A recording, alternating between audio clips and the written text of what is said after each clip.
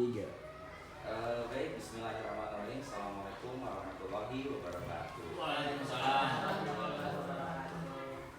Terima kasih kepada Bapak Kepala Sekolah yang sudah hadir bersamaan di tempat ini bersama dengan guru-guru kelas 6, yang mana guru-guru yang sangat hebat, yang mana tanpa kenal lelah beliau mengajar dari pagi sampai sore untuk mencerdaskan anak-anak bangsa untuk menuju generasi emas di tahun 2024.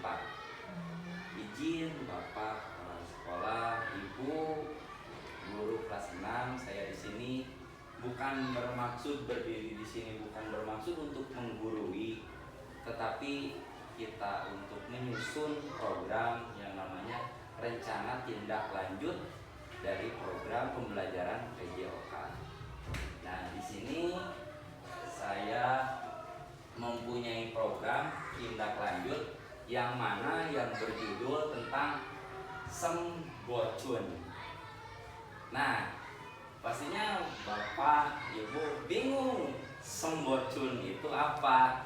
Nah, di sini Sembocun itu adalah singkatan dari Sport Education Model Bola Beracun. Nah, keterkaitannya dengan KBS ini, kenapa saya berkolaborasi dengan guru kelas 6 dengan mengambil mata pelajaran bahasa Sunda, yakni ingin mengangkat permainan tradisional.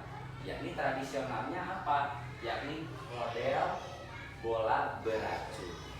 Nah, seperti itu. Nah, dilanjutkan. Kenapa mengambil permainan ini dengan dilatar belakangi seperti ini? Latar belakangnya, proses pembelajaran yang bermakna memberikan pengalaman dan pemahaman kepada peserta didik sepanjang hayat untuk mengembangkan kreativitas dan modifikasi berbagai gerak. Pendidikan berperan besar dalam menghadirkan proses pembelajaran yang bermakna dan memberikan pemahaman kepada peserta didik.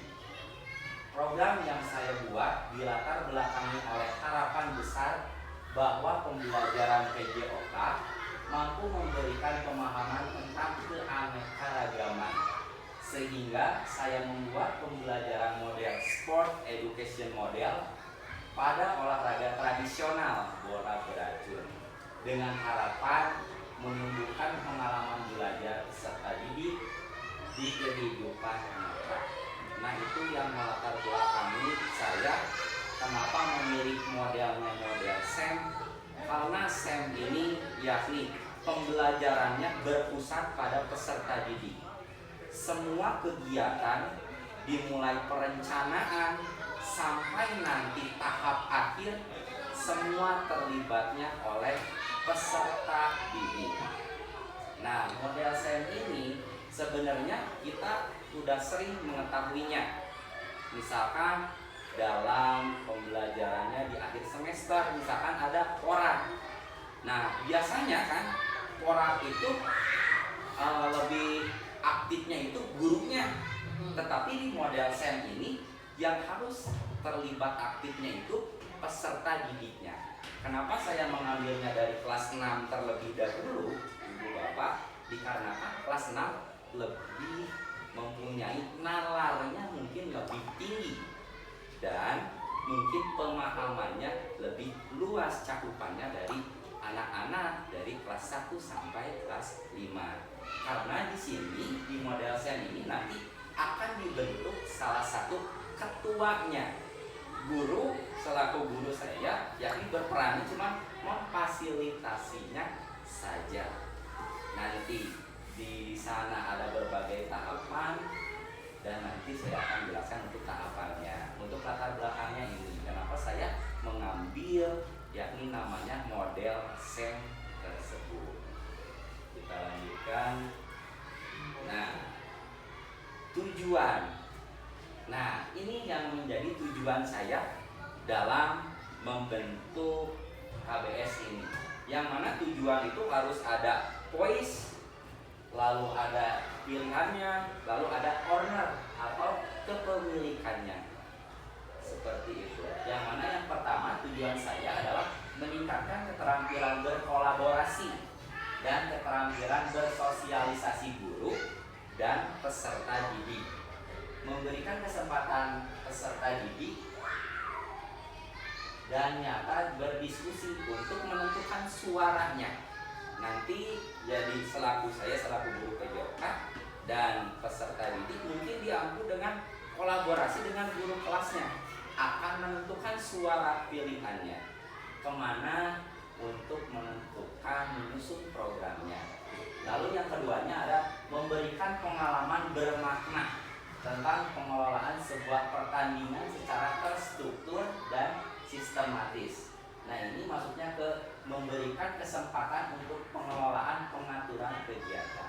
Jadi kegiatannya itu nanti akan dikelolanya oleh anak-anak sendiri, karena di sekarang itu harus berpusat pada peserta didik. Jadi guru cuma bisa memfasilitasi dan membantu supaya program tersebut bisa berjalan.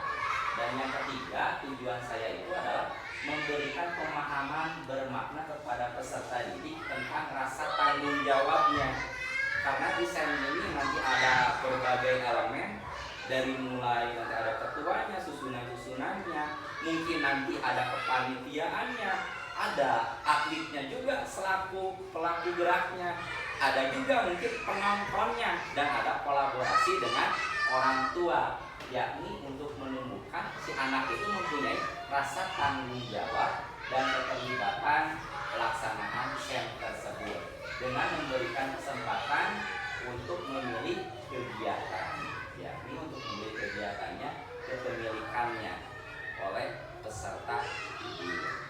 Untuk selanjutnya yakni ada capaian dan langkah dan hasil yang diinginkan. Nah, ini capaian saya untuk melakukan kegiatan RTL ini, yakni meningkatkan keterampilan berkolaborasi dan keterampilan bersosialisasi guru dan peserta didik. Siswa mampu melakukan dialog dan diskusi dalam merancang program dan membentuk struktur kepengurusan dalam program Sembocur tersebut. Yang kedua, memberikan pengalaman bermakna tentang pengelolaan sebuah pertandingan secara terstruktur dan sistematis. Siswa memiliki keleluasaan dalam memilih peran yang akan dijalankan dalam program Sembocur. Itu yang kedua. Dan yang ketiganya, capaian yang saya buat itu yakni memberikan pemahaman bermakna kepada peserta didik tentang rasa tanggung jawab dan keterlibatan dalam pelaksanaan SEM tersebut, yakni meningkatkan pemahaman bermakna tentang rasa tanggung jawab dan keterlibatan dalam pelaksanaannya.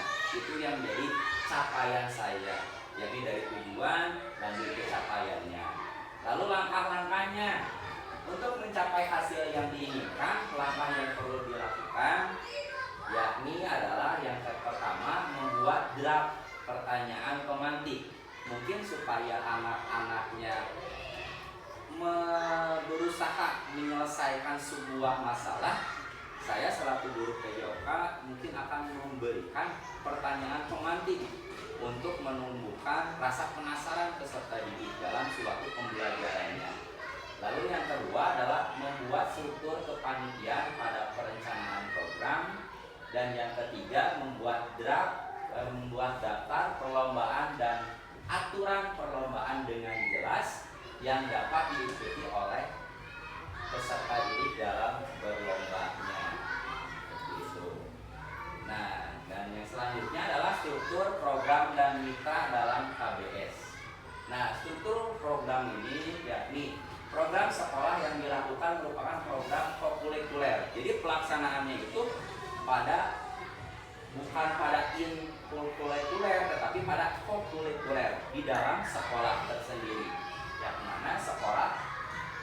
Yang mana sekolah sebagai penguatan dari intrakurikuler, dan untuk pemahamannya akan diberikan pada saat intrakurikulernya.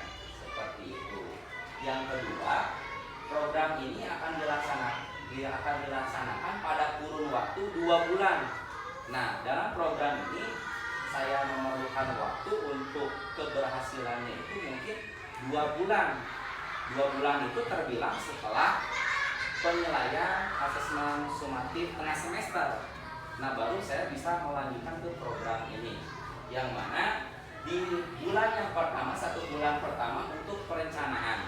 Nah, di tahap perencanaan ini yakni saya akan merencanakan dimulai membentuk kepanitiaannya, lalu yang keduanya akan berkolaborasi bersama guru kelasnya akan seperti apa, yang ketiganya akan berkolaborasi dengan orang tua siswa, yang keempatnya mungkin nanti anak-anak akan dilatih kembali, karena nanti untuk selaku wasitnya bukan gurunya tetapi peserta didiknya. Karena dalam satu kelas peserta didik itu mempunyai keanekaragamannya. Yang pertama ada yang suka olahraga, yang kedua ada yang tidak suka olahraga. Nah, di sport education model ini yang mana semua peserta didik itu harus terlibat aktif. Yang mana yang tidak suka olahraga mungkin bisa dijadikan kepanitiaan. Nah, misalkan lagi masih banyak nih yang tidak suka olahraganya, itu mungkin bisa dijadikan saja sebagai supporter. Dia dengan membuat misalkan baliho dengan mendukung temannya, mungkin itu akan keterlibatannya secara aktif karena membantu temannya yang melakukan lomba. Dan yang melakukan lombanya mungkin dia adalah salah satu siswa yang aktif dalam bergeraknya, tetapi tidak menutup kemungkinan karena semua siswa itu harus terlibat. Nah, nanti bisa diatur untuk pengelolaan musimnya seperti itu. Lalu yang terlibat dalam program ini yakni bapak selaku kepala sekolah nanti karena akan memberikan suatu wejangan, mungkin akan memberikan suatu evaluasi supaya kedepannya bisa berjalan dengan baik program tersebut. Dan ibu sebagai guru kelasnya karena akan berkolaborasi antara pembelajaran PJOK dan pembelajaran mata pelajaran yang diampu di kelasnya. Lalu dan saya sendiri sebagai guru PJOK-nya yang akan menerapkan program pembelajaran SEM ini. Nah, panitia SEM kelas, ya panitianya itu akan melibatkan antara kelas 6A dan kelas 6B sebanyak 10 orang. Mungkin itu yang akan saya buat ketika nanti pelaksanaan SEM, yakni kelas 6A akan diambil 5 orang, kelas 6B akan diambil 5 orang untuk disusun kepanitiaan. Nah, anak tersebut nanti harus mampu karena beliau nanti akan mengundang orang tuanya sendiri dan beliau juga yang akan memaparkan hasil pembelajaran yang akan beliau rencanakan, yakni SEM ini. Mungkin SEM ini di kalangan SD begitu rumit, tetapi saya juga pengen mencoba karena SEM ini mampu semua siswa terlibat aktif, jadi tidak ada waktu tunggunya. Kebanyakan dan saya sendiri menyadari ketika belajar itu anak-anak lebih banyak waktu tunggu, bukan waktu bergeraknya. Nah, melainkan itu karena dalam pembelajaran PJOK ini anak itu apalagi di fasenya, fase C ini mampu memodifikasi yang pertama dan terlibat bergerak aktif. Nah, makanya dari itu saya merencanakan dengan model SEM ini. Nah, lalu yang selanjutnya ada perwakilan forum orang tua sebagai manajer tim dalam perlombaan. Nah, nanti dalam perlombaan bola beracun itu misalkan satu timnya 3 orang. Nah, nanti ada pelatih, ada manajer. Nah, mungkin pelatihnya itu dan manajernya bisa diambil dari orang tua supaya ada keterlibatan dengan orang tuanya. Nah, seperti itu. Lalu yang selanjutnya ada komunitas KBS sebagai pemberi umpan balik. Nah, komunitas KBS ini dijadikan salah satu acuan bagi saya untuk memberikan umpan balik dan merefleksikan hasil pembelajaran ini. apakah ada kekurangannya atau kelebihannya atau apa yang harus diperbaiki. Nah, saya bisa berkomunikasi terhadap KBS yang ada di sekolah. Yakni KBS itu adalah komunitas belajar siswa, yang mana KBS di kita itu yang saya tahu itu yang bernamakan Siluman kalau nggak salah gitu ya. Yang mana KBS kita masih dalam tahap belum belum tahap yang lebih maju ke depan, tetapi masih tahap inisiasi mungkin ya KBS di sekolah SDN Gudang Kahuripan. Mudah-mudahan kita ke depannya KBS kita bisa ke tahap yang lebih jenjang berikutnya di tahap inisiasi. Lalu tempat pelaksanaan perlombaannya mungkin akan dilaksanakan di lapangan SDN Gudang Kahuripan. Tempat perencanaannya mungkin nanti akan menggunakan ruangan kelas, dan tempat sosialisasi KBS-nya mungkin akan di ruang guru. Karena dalam perencanaan ini mungkin nanti semua guru, semua staf elemen yang ada di sekolah akan terlibat aktif keseluruhannya. Nah, itu untuk perencanaannya. Makanya saya mengambil keputusan komunitas KBS sebagai pemberi umpan balik. Karena untuk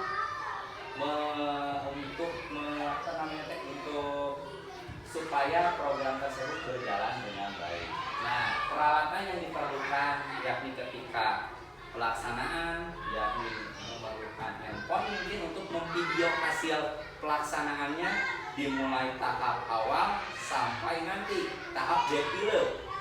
Anak-anak akan melaksanakan rancangan langkah-langkah tahapannya. Lalu ada speaker aktif untuk memberikan suara, pengeras suara, dan screen, proyektor, dan laptop yang akan dipergunakannya. Itu adalah struktur program dan mitra dalam KBS. Nah, lalu sebelum saya merencanakan KBS ini, saya menggali berbagai elemen aset, yang mana aset sekolah itu mempunyai 7, tetapi yang saya gunakan aset yang ada di sekolah ini, yakni saya menggunakan 5 aset saja. Yang pertama ada aset manusia, yakni aset manusia itu ada kepala sekolah, ada gurunya, ada peserta didiknya, dan ada orang tua murid yang mana akan terlibat aktif dalam pembelajaran ini. Itu aset manusianya.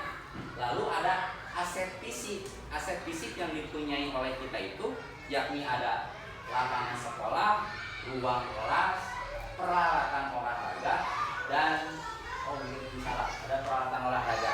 Jadi ada 3 yang digunakan untuk aset fisiknya. Lalu ada aset finansial. Mungkin kenapa sama saya tidak dituliskan aset finansial ini, karena mungkin aset finansial ini itu urusannya dengan keuangan, dan saya juga selaku guru PJOK saya belum begitu paham mengenai tentang aset finansial yang ada di sekolah SDN Gudang Kahuripan. Nah, lalu yang keempatnya yakni ada aset sosial. Nah, aset sosialnya ini saya dan anak-anak peserta didik mungkin akan berkolaborasi dengan komite sekolah dan masyarakat sekitar yang ada di lingkungan sekolah. Lalu yang selanjutnya aset budayanya, yakni saya akan memperkenalkan budaya permainan tradisional tersebut yang ada di lingkungan sekitar, yang mana tadi yang sudah saya pilih yakni dengan aset budayanya itu permainan tradisionalnya tersebut yakni permainan bola beracun. Nah, seperti itu. Nah, yang selanjutnya yakni ada rencana evaluasi, karena kalau ada program pasti ada yang harus dievaluasi. Nah, yang pertama saya yang akan evaluasi itu evaluasi secara menyeluruh dilaksanakan pada akhir kegiatan. Apa yang sudah baik dan apa yang harus ditingkatkan, melihat dari umpan balik murid dan orang tua siswa berupa kuesioner ataupun wawancara. Nah, yang pertama saya akan mengevaluasi itu yakni antara guru dan peserta didik. Dan untuk orang tuanya mungkin akan dengan cara wawancara yang terlibat dalam kegiatan SEN ini. Nah, kenapa peserta didik juga harus terlibat mengevaluasi? Karena untuk jangka waktu ke depannya yakni untuk mengaitkan dengan makna dari setiap kegiatan pembelajarannya. Karena pembelajaran sekarang itu harus ada maknanya. Apa-apa harus ada maknanya, karena makna itu sampai kapanpun, sampai peserta didik menutup akhir hayatnya, mungkin itu akhir dari pembelajaran beliau. Makanya setiap proses, setiap hari, setiap jamnya ketika belajar harus ada maknanya.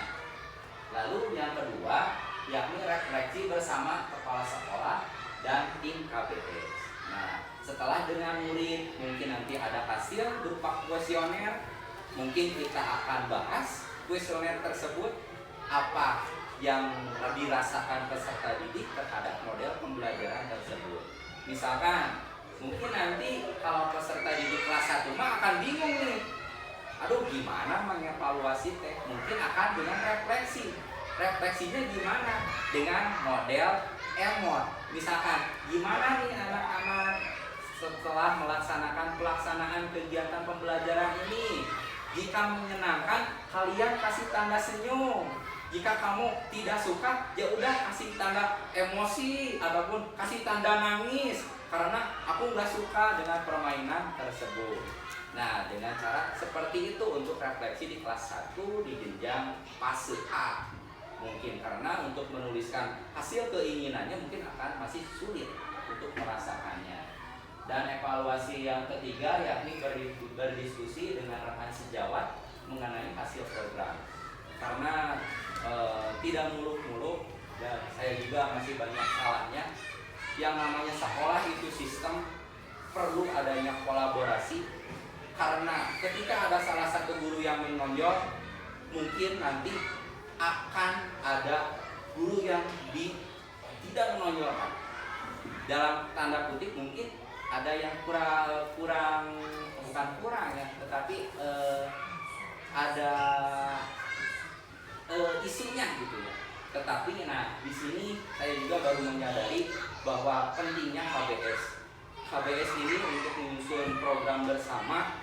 Karena penilaian orang tua itu dilihat bukan sama satu orang, tetapi seluruh komponen yang ada di sekolah. Makanya saya juga baru menyadarinya, oh saya kemarin salah dalam proses pendidikan. Makanya saya berusaha belajar untuk bisa berkolaborasi lebih baik lagi bersama rekan sejawat, bersama guru staf yang ada di sekolah, supaya tujuan saya satu, yakni untuk memajukan sekolah SDN Gudang Kaulipan seperti itu. Dan itu adalah rencana evaluasi yang saya akan lakukan ketika program ini berlanjut atau dilaksanakan. Dan yang selanjutnya yakni kemungkinan tantangan. Pasti setelah evaluasi pasti ada tantangan ke depannya. Yakni tantangannya itu tantangan waktu, kegiatan, dan pembelajaran. Karena kegiatan SEN ini mungkin akan melibatkan semua kalangan peserta didik, mungkin waktunya tidak bisa 1 hari beres, melainkan bisa beberapa hari. Dan yang kedua ada antusias peserta didik yang kurang. Bisa saja itu menjadi kemungkinan tantangan, karena peserta didik sekarang di era zaman milenial ini banyak sekali kesukaannya. Tetapi kesukaannya bukan model gerak, melainkan kesukaannya itu adalah lewat gadgetnya masing-masing. Dengan isunya tersebut, bisa saja peserta didik itu terjangkitnya penyakit sonetari. Sonetari itu peserta didik sudah lupa akan gerak, lebih senang dengan kegiatan aktivitas yang diam saja. Nah, seperti itu. Yang ketiga, kemungkinan tantangannya yakni keterlibatan orang tua dan komunitas, karena untuk memantik, untuk mengerahkan orang tua itu sangat sulit dengan berbagai kesibukannya. Makanya dari itu saya menjadikan itu tantangan bagi saya terhadap proses pembelajaran ini. Dan yang keempat ada faktor alam. Karena kita menggunakannya ruangan terbuka, bisa saja waktu itu hujan. Makanya itu adalah salah satu tantangan bagi saya. Bagaimana proses kelanjutannya ketika terjadi cuaca yang sangat ekstrim. Nah, dan yang kelima adalah kegiatan sekolah yang bentrok, adanya waktu bersamaan. Mungkin dalam pelaksanaan tersebut bisa saja ada peserta didik yang bentrok. Malahan itu bisa akan dijadikan sebagai pemain intinya. Dia bentrok dengan kegiatan lain. Nah, mungkin itu jadi salah satu tantangan supaya saya bisa mengakomodir supaya program ini bisa berjalan dengan baik. Nah, untuk selanjutnya mungkin itu saja Ibu Bapak guru yang hebat terkait dengan pemaparan RTA saya. Untuk selanjutnya, mari kita mulai berdiskusi bagaimana rencana ke depannya untuk memperbaiki program ini supaya program ini bisa dijalankan. Dan program ini mungkin saja bisa dikaitkan dengan P5. Dengan apa P5-nya? Mungkin dengan berkebinekaan. Karena di sana ada unsur tradisionalnya seperti itu. Makanya dari itu mari kita sama-sama kita buka forum ini untuk merencanakan agar lebih baik lagi dari hasil pemaparan saya supaya program ini bisa berjalan dengan baik dan lancar ke depannya. Mungkin itu saja saya berikan kembali kepada Bapak Kepala Sekolah, Ibu Guru untuk melakukan program tindak lanjutnya bagaimana supaya bisa memperbaiki. Takutnya kan ini hasil dari pemikiran saya sendiri, belum ada kolaborasinya, tetapi sekarang kita buka bagaimana tindakan yang akan lebih baik lagi supaya menyukseskan program ini seperti itu. Monggo Ibu kita berdiskusi bersama. Nah, Pak Cecep, ya, untuk pesertanya kan tadi ya. Pesertanya teh panitianya teh sama siswa 10 orang. Ya. Apakah itu perempuan laki-laki atau laki-laki aja atau perempuan aja? Terima kasih Ibu guru yang hebat yang telah bertanyakan. Salah satu namanya adil gendernya mungkin ya. Nah, dalam pelaksanaan ini siswa laki-laki perempuan harus terlibat. Karena ketika salah satu kita misalkan yang dominannya laki-laki, nah itu sudah ada isu-isu yang tidak baik karena di zaman sekarang itu antara laki-laki dan perempuan mempunyai hak yang sama. Makanya dari itu nanti antara laki-laki dan perempuan akan terlibat aktif. Karena laki-laki mungkin ada sifat kepemimpinannya, tapi perempuan juga tidak menutup kemungkinan mungkin akan lebih baik dia dalam sikap kepemimpinannya. Seperti itu. Jadi antara nanti dalam menyusunnya itu antara laki-laki dan perempuan harus ada. Iya, seperti itu. Jadi harus dicampurkan. Nah, terima kasih ya. Satu lagi nih, kan ini termasuk ke permainan tradisional. Sedangkan kita kan punya kebiasaan kemis Nyunda. Ya. Nah, itu mungkin bisa diterapkan di kemis Nyunda kan? Nah, mungkin itu bagus sekali ya program kebiasaan kita di hari Kamis Nyunda. Karena selaku warga Bandung yang mayoritas yakni berbudaya Sunda, yakni sangat baik sekali apabila kita terapkan di sana. Karena sebenarnya permainan tradisional itu banyak ya, tetapi ya kita coba mungkin untuk permainan bola beracun ini untuk diterapkan ke pembiasaan akan sulit. Karena kan dia akan berlawanan, misalkan 3 lawan 3. Nah, mungkin karena kami sudah pembiasaan itu kan banyak serentak, mungkin nanti takutnya harus banyak juga yang terlibat di sana terkait gurunya. Takutnya kan nanti ada anak ketika yang nonton nih, ada yang jadi berantem, sedangkan kita fokus ke permainan tersebut. Mungkin itu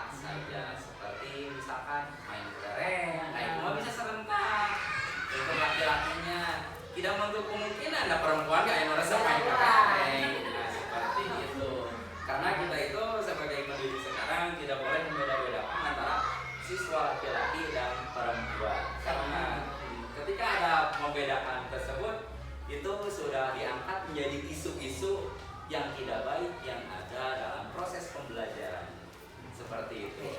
Nah, dalam permainannya juga mungkin nanti tidak laki-laki saja, melainkan 2 laki-laki 1 perempuan. Nah, seperti itu. Karena permainan bola beracun ini jadi permainan melempar bola. Nanti ada lapangannya, dia 3 lawan 3, lalu nanti ada 1 bola. Misalkan bolanya ada di tim sebelah kanan. Nah, nanti akan melempar. Segimana caranya bisa mengenai bagian kakinya. Ketika kakinya kena, berarti dia harus keluar lapangan.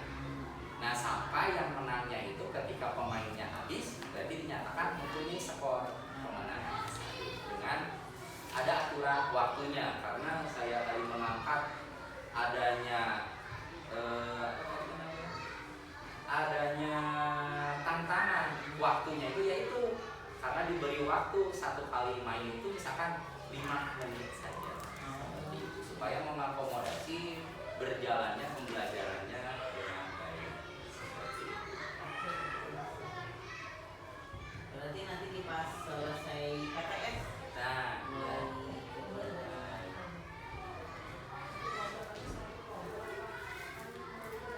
ya juga di beberapa kelompok.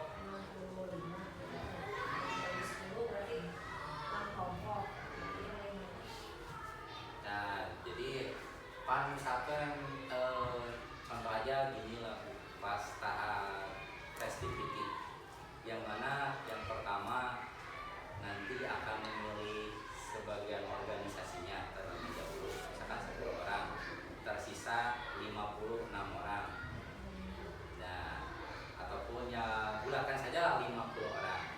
50 orang ini mungkin akan dijadikan pemainnya itu, misalkan yang suka bergerak aktifnya itu 30 orang, 20 orang lagi, berarti sisanya mungkin itu anak yang mempunyai keterampilan dalam menggambar.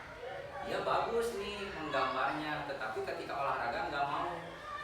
Nah, dia bisa dijadikan sebagai supporter dengan membuat kreasinya, membuat yel-yelnya, membuat tulisan-tulisan ornamennya, supaya menyemangati rekan-rekan yang sedang bertandingnya, seperti itu. Jadi diibaratkannya seri seperti porak, ataupun sekarang yang kita akan tuju lomba 17 Agustus, yang mana anak kalau di kampung gitu ada ketua karang tarunanya, ada Pak RW-nya sebagai penasehatnya. Nah, si ketua karang taruna mempunyai bendahara, sekretaris dan lain sebagainya. Dan anak juga nanti tidak menutup kemungkinan anak-anak itu akan mencari donasi supaya ada keterkaitannya dengan mungkin finansialnya.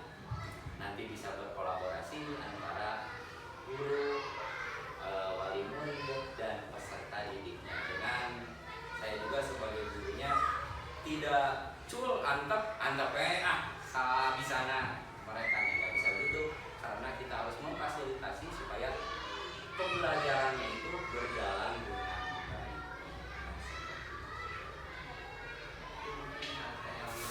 Nah, gimana Pak? Apakah ada yang harus diperbaiki dalam RTL ini? Karena mungkin akan diterapkan pas udah asesmen semester tengah semester. Kalau menurut Bapak, semester ini bagus, kita melaksanakan satu sport tradisional. Saya dan juga sebelum pelaksanaan itu dilaksanakan di mungkin harus ada edukasi dulu, edukasi karena ini permainannya berbeda dengan permainan pada umumnya, berbeda dengan voli, sepak bola atau yang lainnya lah. Jadi harus ada edukasi, harus ada sosialisasi kepada siswa yang akan terlibat. Nah, yang namanya ketika kegiatan SEM ini berjalan, anak-anak bingung dengan apa yang harus dikerjakan gitu, bagaimana yang disebut dengan win itu seperti apa, loss itu seperti apa gitu, berapa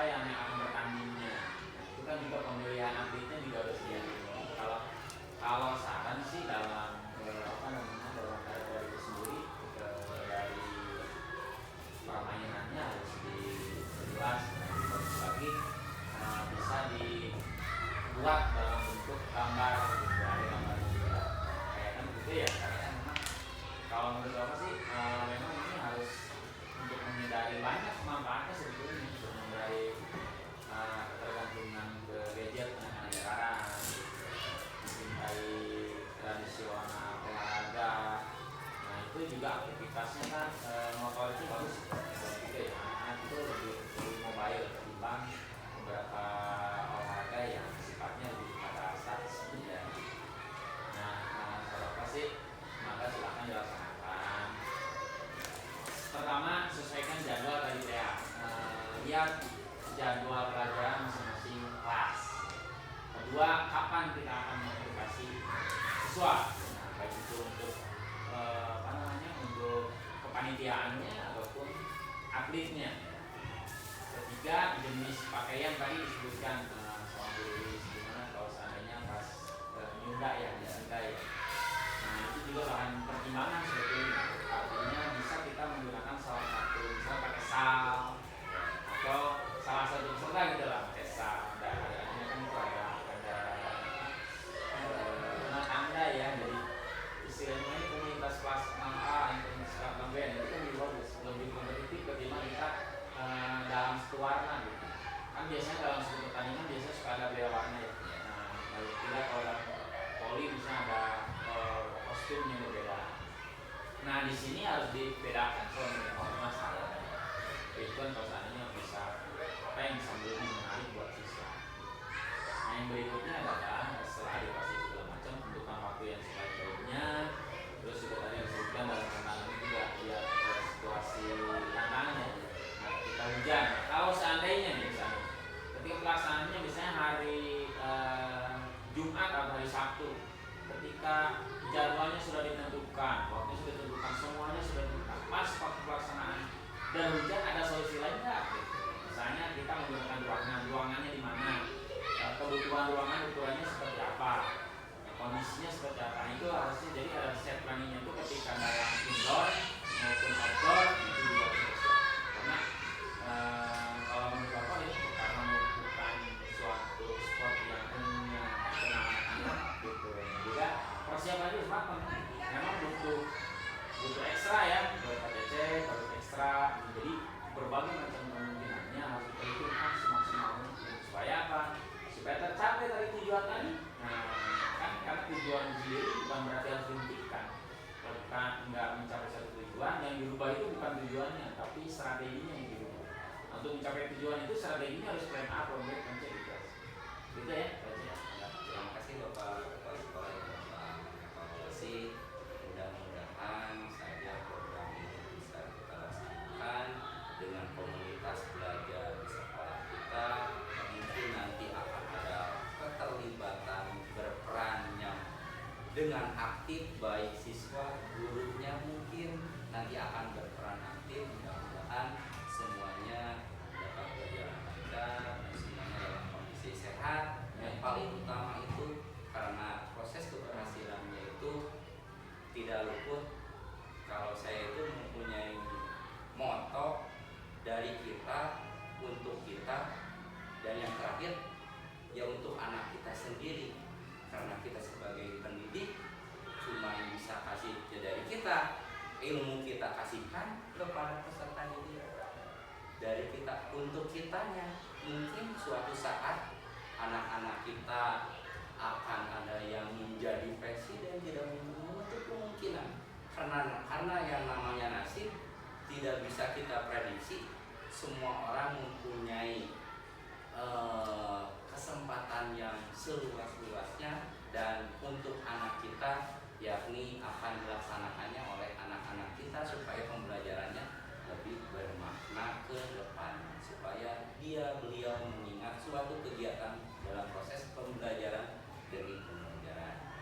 Nah, mungkin itu saja dari saya untuk pemaparan RTL kegiatan pembelajaran PJOK hari ini. Terima kasih banyak Bapak Kepala Sekolah, guru yang sangat hebat yang telah menyempatkan waktunya. Mohon maaf bila ada kekurangan dalam penyampaian, dalam penjelasannya, karena saya juga di sini masih proses pembelajaran. Karena belajar itu tidak ada habisnya sampai kapan